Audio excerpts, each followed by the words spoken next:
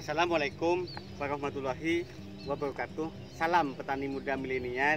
Ingat, menjadi petani tidak harus punya sawah. Pada kesempatan video kali ini, saya ingin mereview budidaya bawang merah di lokasi tada hujan atau lokasi yang tidak ada airnya. Bagaimana proses budidaya bawang merah seperti ini? Tonton video ini sampai habis supaya Anda mendapatkan inspirasi tentang budidaya bawang merah.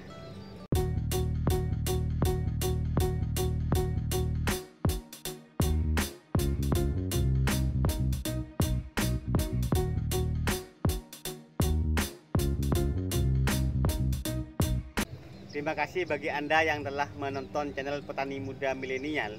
Pada kesempatan video kali ini saya ingin mereview budidaya bawang merah di lahan yang tidak ada airnya atau tak ada hujan, atau ada yang menyebutnya dengan tanah tegal.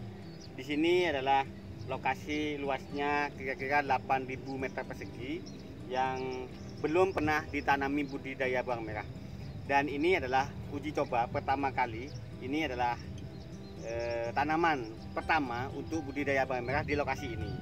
Dan ini di sebelah-sebelahnya itu kita bisa lihat itu adalah jagung, odot, dan tanaman-tanaman yang khusus tegal seperti biasanya. Dan di sini adalah lokasi satu-satunya untuk budidaya bawang merah. Dan biasanya lokasi yang pertama kali untuk budidaya bawang merah itu biasanya tanahnya masih unsur hara makro dan mikronya masih lengkap, dan itu biasanya bagus. Namun kendala pada cuaca yang kemarau seperti ini, yaitu kendalanya yang utama adalah air. Namun biasanya hama di lokasi seperti ini biasanya masih cukup bisa dikendalikan. Dan kita bisa lihat apa saja masalah-masalah yang ada di lahan yang tada hujan seperti ini. Lahan yang kami uji coba untuk budidaya bawang merah awalnya seperti ini.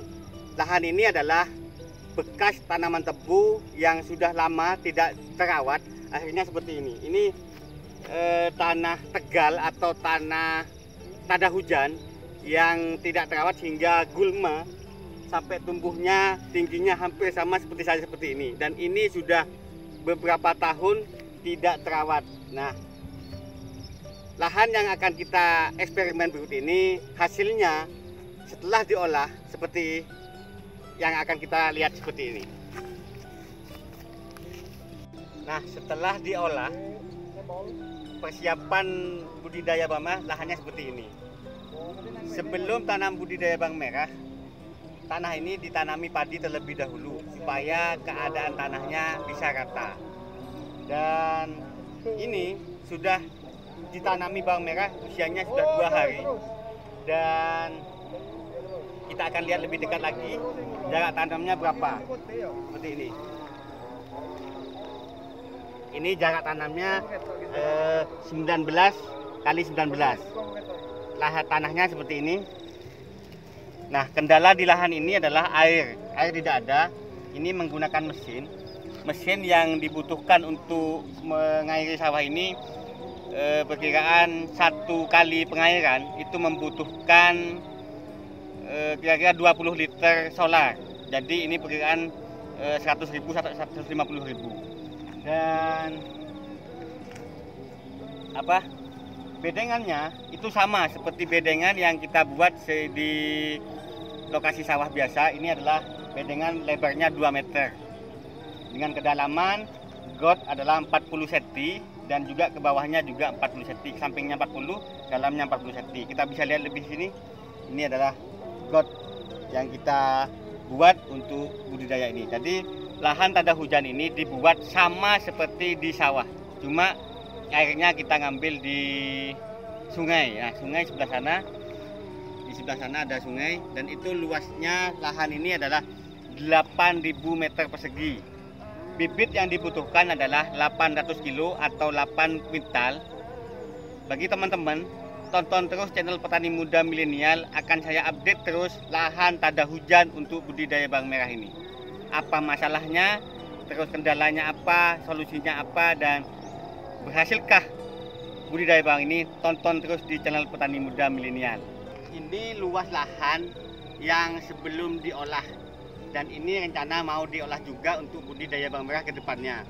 Dan ini tanahnya juga tidak datar seperti yang sebelah sini, dan kita bisa lihat sebelah sana, teman-teman bisa lihat ini yang sudah diolah, dan semua kelilingnya itu adalah tada hujan.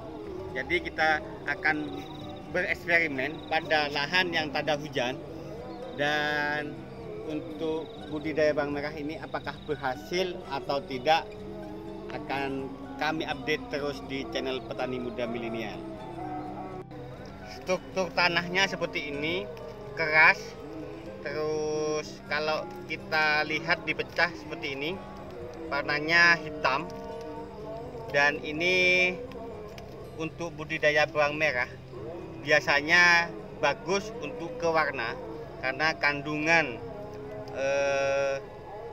unsur boronnya itu tinggi, sehingga bisa menyebabkan bawang merah itu berwarna merah menyala. Itu biasanya untuk struktur tanah yang seperti ini. Dan ini adalah uji coba apakah kita akan menemui kendala atau masalah ke depannya. Untuk mengatasi kendala kelangkaan air pada waktu penyepraian, ini adalah tandon air yang berfungsi jika air yang kita masukkan sini kotor, kita ada tandon air, ada 3 seperti ini, dan situ itu fungsinya untuk pencampuran pestisida waktu penyepraian jika ada hama di lokasi ini. Namun saya kira di sini adalah lokasi pertama untuk budidaya bawang merah, mungkin hama masih bisa dikendalikan dan hemat pestisida tentunya. Untuk pembuangan irigasi, karena bawang merah itu saluran yang paling dibutuhkan yaitu pembuangan, karena takut hujan nanti terendam, bawang merah terendam banjir. Di sini saya buat 3 pembuangan seperti ini, 1 di sana dan di sana. Jadi pembuangannya cukup mudah, karena di sini bisa lihat di bawah ini adalah langsung ke lahan yang kosong. Nah, ini adalah lahan yang kosong sebagai saluran pembuangan untuk lahan yang di atas ini. Dan ini adalah lahan yang masih rawan atau belum pernah kita tanami bawang merah. Nah, ini adalah lahan pembuangannya.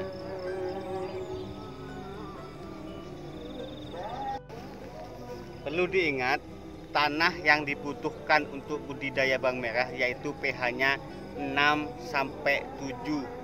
Jadi pH tanah yang diinginkan atau yang cocok untuk budidaya bawang merah itu pH-nya 6-7.